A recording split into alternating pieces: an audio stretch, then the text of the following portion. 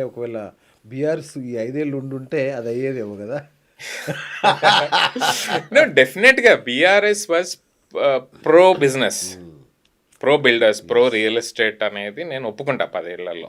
At the same time Revanth Reddy గారు కూడా real estate background నుంచి వచ్చారు. ఆయనకున్న ఐడియాస్ ఉంటాయి కదా, ఇద్దరు సేమ్ చేయాలని లేదు కదా. దీని మీద కామెంట్ చేయండి.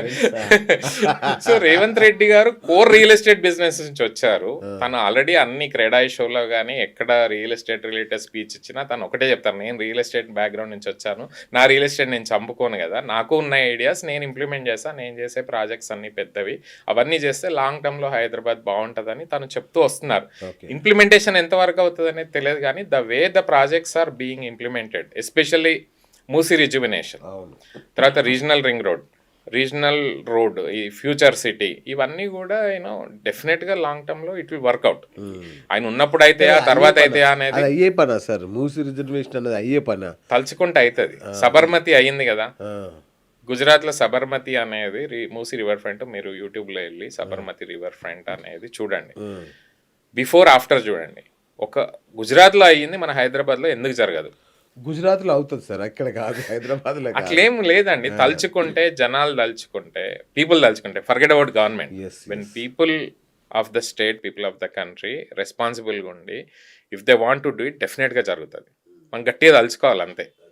ఇప్పుడు మనం సిటీ క్లీన్గా ఉండాలని మనమంతా 4 కోట్ల, మన హైదరాబాద్లో 2 కోట్ల మంది ఉంటారు, అందరు కలిసి అవుట్స్కట్స్ అంతా, మనం అంతా తలుచుకుంటే డెఫినెట్గా will make the city clean.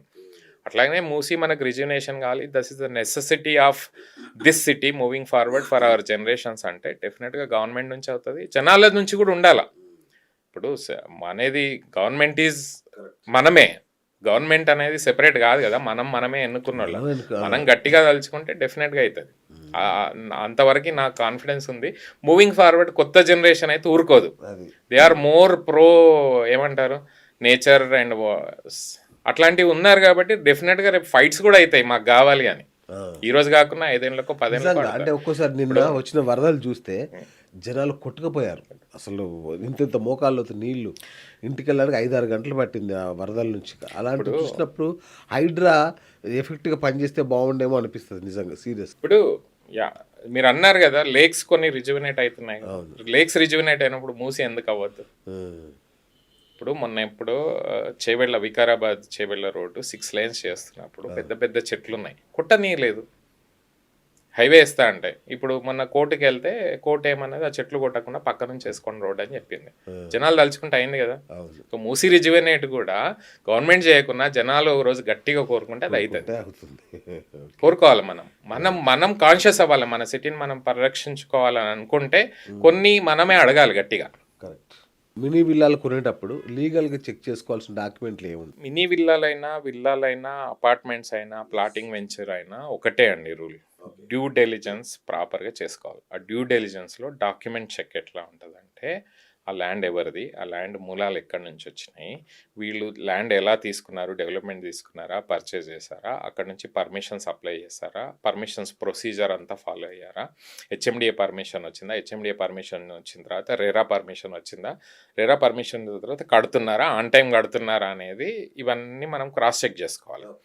లక్కీగా రెరా వచ్చిన తర్వాత ఈ డేటా అంతా పబ్లిక్లో కనిపిస్తుంది. మీరు రెరా వెబ్సైట్లో వెళ్ళి ఆ పర్టికులర్ ప్రాజెక్ట్ ఎంటర్ చేస్తే రెరాలో ఇన్ఫర్మేషన్ వస్తుంది. అందులో కూడా ఆ ప్రాజెక్ట్ సంబంధించిన ప్రతి డాక్యుమెంట్ బిల్డర్ అప్లోడ్ చేయాల్సిందే. థ్యాంక్స్ టు రెరా, డెఫినెట్గా రెరా వచ్చిన తర్వాత ట్రాన్స్పరెన్సీ అనేది పెరిగింది. సో అవన్నీ చెక్ చేసుకోవడానికి పబ్లిక్ డాక్యుమెంటేషన్ ఉంది. సెకండ్ ఏంటంటే, మీరు చేయలేదనుకోండి, ఆటోమేటిక్గా 10 మందిని అడిగితే ఆబ్వియస్గా ఇన్ఫర్మేషన్ ఇచ్చేవాళ్ళు ఉన్నారు. అలాగే agents, professional real estate companies కూడా వచ్చినాయి. మీరు వాళ్ళని అప్రోచ్ అయితే డెఫినెట్గా వాళ్ళు వెరిఫై చేసుకొని మీకు చెప్తారు. అలాగే లీగల్ ఎక్స్పర్ట్స్ కూడా గ్రో అయినారు. 10 ఏళ్ల కిందట లీగల్ ఎక్స్పర్ట్ ఎవ్వరు లేరు. ఇప్పుడు హైదరాబాద్లో గూగుల్ సెర్చ్ చేస్తే లీగల్ ఎక్స్పర్ట్ ప్రాపర్టీ లాయర్స్ అంటే 50 మంది లాయర్స్ కనిపిస్తున్నారు. వాళ్ళకి 5,000 10,000 ఇస్తే మినిమల్ ప్రైస్లో వాళ్ళు వెరిఫై చేసుకొని ఇవన్నీ ఉన్నాయా లేదా అనే చెక్ చేసి ఇస్తారు. సో మీరు 2 కోట్ల ప్రాపర్టీగా ఉన్నప్పుడు 10,000 5,000 అమౌంట్ కట్టి చెక్ చేయడం దాని కాదు. మీకై మీరు ఓన్గా కూడా చేసుకోవచ్చు, కొంచెం మీకు టెక్నాలజీ ఐడియా. ప్రొఫెషనల్స్ చేయించుకోవడం బెటర్ కదా. సో అదే అండి విల్లాస్ అపార్ట్మెంట్స్. సో ఆబ్వియస్గా మీరు బ్యాంకుకి వెళ్ళారనుకోండి, బ్యాంకు కూడా ఈ డాక్యుమెంట్స్ వెరిఫై చేస్తుంది. అవి వెరిఫై చేయకుండా వాళ్ళు లోన్స్ ఇస్తలేరు.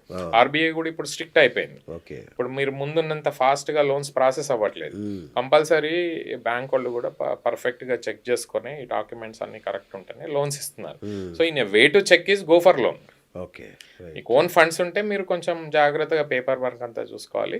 రెప్యూటెడ్ బిల్డర్స్ దగ్గర ఉన్నారనుకోండి, మెజారిటీ రెప్యూటెడ్ బిల్డర్స్ ఎలాంటి అంటే మీరు ఏది అడిగినా మీకు ప్రొవైడ్ చేస్తారు. ఈ మధ్య హైడ్రా వచ్చాక కొంచెం భయం వేస్తుంది అందరికి. అంటే ఎలాంటి పర్మిషన్స్ ఉన్న ప్రాజెక్టులను నమ్మాలి అనేది కూడా ఒక పాయింట్. డెఫినెట్గా అండి, మీరు పేపర్ వర్క్ చూడకుండా ఏ ప్రాపర్టీ కొనొద్దు. 1 లైన్లో నేను ఆన్సర్ చెప్తున్నాను. దానికి 10 రోజులు కానీ 20 రోజులు కానీ మీ జనరల్గా హైదరాబాద్లో ఎట్లుంటుంది, ఏది చీప్ ఉంటే మనం వెళ్ళి కొనేద్దాము, దాన్ని వెరిఫై చేసుకోవద్దు అని అనుకుంటారు. అట్లా కాదు, ఏదైతే చీప్ వస్తుందో అక్కడ ప్రాబ్లం ఉంటుంది. అవును. సో మీరు డెఫినెట్గా మీరు వెళ్ళి వెరిఫై చేసుకోండి. అంత కరెక్ట్ అనుకుంటేనే మీరు ముందుకెళ్ళాలి. పేపర్ వర్క్ అనేది మ్యాండేటరీగా చూడాలి. ఇప్పుడు అదే హై రైజ్ అపార్ట్మెంట్ అనుకోండి, ఒక ప్రాసెస్ ఉంది. Fire, environmental clearance, HMDA clearance, తర్వాత రెరా క్లియరెన్స్, ఈ పేపర్ వర్క్ అంతా ఉండాలి. అవి కాకుండా ఆ ల్యాండ్ రిలేటెడ్ డాక్యుమెంట్స్, దాని పాస్ట్ హిస్టరీ కూడా మనం చూసుకోవాలి. డెవలప్మెంట్ అయితే డెవలప్మెంట్ అగ్రిమెంట్ ఏముంది, సప్లిమెంటరీ అగ్రిమెంట్ ఏముంది. మీకు ఈసీస్ కూడా దొరుకుతాయి ఆన్లైన్లో. పర్టికులర్ ప్రాపర్టీ పాత విల్లాస్ కొనుక్కుంటే దాని ప్రాపర్టీ డీటెయిల్స్ ఈసీ తీసుకొని వెరిఫై చేసుకోవాలి. ఇవన్నీ వద్దనుకుంటే హ్యాపీగా ఒక లీగల్ ఎక్స్పర్ట్కి 20,000 ఇస్తే మొత్తం చేసుకుంటాడు. ఆయన ఓకే అంటే కొనుక్కోండి. అవి ఓకే అనుకుంటే కూడా మీరు బ్యాంక్ లోన్కి వెళ్తే వాళ్ళు కూడా ఇంకోసారి వెరిఫికేషన్ అవుతుంది, మీరు కొనుక్కోవచ్చు. సార్, తక్కువ ధరకే ఇండిపెండెంట్ హౌస్ అని ప్రకటనలు వస్తుంటాయి. అవును. వాటిలో మోసాలు ఏమైనా ఉంటాయా? అదైతే వెరిఫై చేసుకోవాలండి. ఈ మధ్య ఏంటంటే ఇండివిజువల్గా కన్స్ట్రక్షన్ చేసే మేస్త్రీలు కానీ, బిల్డర్స్ కానీ, చిన్న చిన్న బిల్డర్స్ కానీ వాళ్ళు ఏం చేస్తున్నారంటే, ఇదే మీకు చెప్పాను కదా ఇంతకుముందు, డిటిసిపి, హెచ్ఎండిఏ లేఅవుట్లలో వాళ్ళు ప్లాట్స్ తీసుకొని కట్టిస్తున్నారు. లేదు మీరు ప్లాట్ కొంటే వాళ్ళు కట్టిస్తారు. It's contract based construction work ఎక్కువ మంది చేస్తున్నారు. వాళ్ళ పాస్ట్ హిస్టరీ చెక్ చేసుకొని, వాళ్ళు డెలివరీ చేసిన హౌసెస్ చూసుకొని, మీరు జాగ్రత్తగా మాట్లాడుకొని ప్రాపర్ అగ్రిమెంట్ చేసుకొని అట్లాంటివి కట్టించుకుంటే ఇండిపెండెంట్ హౌసెస్ కూడా బాగానే ఉంటాయండి. సో ఇప్పుడు యూత్ కొత్తగా ఉద్యోగాల్లోకి వస్తున్న వాళ్ళు కావచ్చు, ఇల్లు కొనాలని తాపత్రయపడుతున్న వాళ్ళు కావచ్చు, కానీ అప్పు చేసైనా మినీ విల్లా కొనాలా, బడ్జెట్లో అపార్ట్మెంట్ కొనాలా? ఇప్పుడు apartment, mini villas price almost same ఉంటుంది సిటీలో ఉన్న అపార్ట్మెంట్. సో మీ అఫోర్డబిలిటీని బట్టి మీరు డిసైడ్ చేసుకోవాలి. అండ్ మీ ప్రిఫరెన్స్, మీరు మీ ఫ్యామిలీ ప్రిఫరెన్స్ని బట్టి అపార్ట్మెంట్ ఫైనాన్షియల్ వైబిలిటీ ఫైనాన్షియల్ పరంగా చూస్తే అపార్ట్మెంట్ తక్కువ ప్రైస్లో వచ్చినప్పుడు మీ అఫోర్డబుల్ ఎంత ఉంటే అపార్ట్మెంట్ తీసుకోండి. కానీ లాంగ్ టర్మ్లో ఇన్వెస్ట్మెంట్ పర్స్పెక్టివ్లో తీసుకుంటే, మీకు ఇంతకుముందే చెప్పా, విల్లా కొనుక్కుంటే విల్లాతో పాటు ల్యాండ్ కూడా వస్తుంది. అవును. సో లాంగ్ టర్మ్లో ఎప్పుడు కూడా విల్లా ల్యాండ్ ఉంటుంది కాబట్టి దాని వాల్యూ ఎక్కువ పెరుగుతుంది. కాబట్టి నేనైతే ఈ రెండు కంపేర్ చేస్తే విల్లానే కొనమని చెప్తాను. ఓకే. లేదు నేను ఆఫీస్కి దగ్గరగా ఉండాలి, సిటీలోనే ఉండాలి, మా పిల్లలు కూడా దగ్గరలోనే స్కూల్కి వెళ్ళాలి అంటే అపార్ట్మెంట్ కొనుక్కోవాలి. ఎందుకంటే సిటీలో విల్లాస్ అనేవి ఆల్మోస్ట్ ఇప్పుడు లేవు. ఇండిపెండెంట్ హౌసెస్ కూడా ఎక్స్పెన్సివ్ అయిపోయినాయి. సో ఆ పరిస్థితి లేదు కాబట్టి అపార్ట్మెంట్ కొనాలి. ఇంకొక కేటగిరీ ఏంటంటే, విల్లాస్ అంటే కొంచెం మెయింటెనెన్స్తో కూడుకున్న విషయం. విల్లా ఉంటే పనులు ఉండాలి, కొంచెం మెయింటైన్ చేయాలి, ఆ విల్లాను కూడా శుభ్రంగా ఉంచుకోవాలి. మెయింటెనెన్స్ డెఫినెట్గా కొంచెం ఎక్స్పెన్సివ్ ఉంటుంది. అది మీరు చేయలేని పరిస్థితుల్లో ఉంటే, మీ ఫ్యామిలీ చేయలేని పరిస్థితుల్లో ఉంటే, మేడ్స్ దొరకని పరిస్థితుల్లో ఉంటే డెఫినెట్గా అపార్ట్మెంట్ కొంటేనే బెటర్. ఇంటి పర్పస్లో, ఇన్వెస్ట్మెంట్ పర్పస్లో అయితే విల్లా డెఫినెట్గా బెటర్. మీరు ఉన్నా ఉండకున్నా అపార్ట్మెంట్ అమ్మి నేను విల్లా కొనుక్కోవచ్చా? ఇది టైం నో డెఫినెట్గా మీరు ఇన్వెస్ట్ పర్స్పెక్టివ్లో చూస్తే, మీరు సిటీలో పాత అపార్ట్మెంట్ ఏదన్నా అవైలబుల్ ఉంటే, మీరు అక్కడ ఉండొద్దు అనుకుంటే డెఫినెట్గా అది అమ్మేసి అవుట్స్కట్స్లో విల్లా కొంటే వాల్యూ అయితే పెరుగుతుంది. ఉంటారా లేదా అనేది మీ పర్సనల్ చాయిస్, మీ చాయిస్. అంటే దానికి తగ్గట్టు మళ్ళీ మీరు అరేంజ్మెంట్ చేసుకోవాలి కదా, ట్రాన్స్పోర్టేషన్ అరేంజ్ చేసుకోవాలి, స్కూల్ పిల్లలకి స్కూల్ చూసుకోవాలి, చుట్టుపక్కల హాస్పిటల్స్ అవి చూసుకొని చేసుకోవాలి.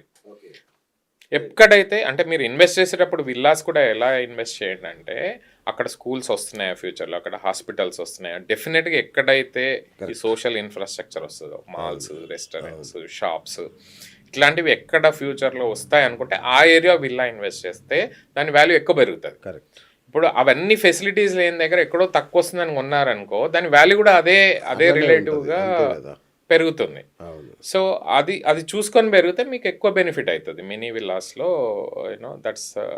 దట్స్ అ క్యాచ్ పాయింట్ అన్నమాట.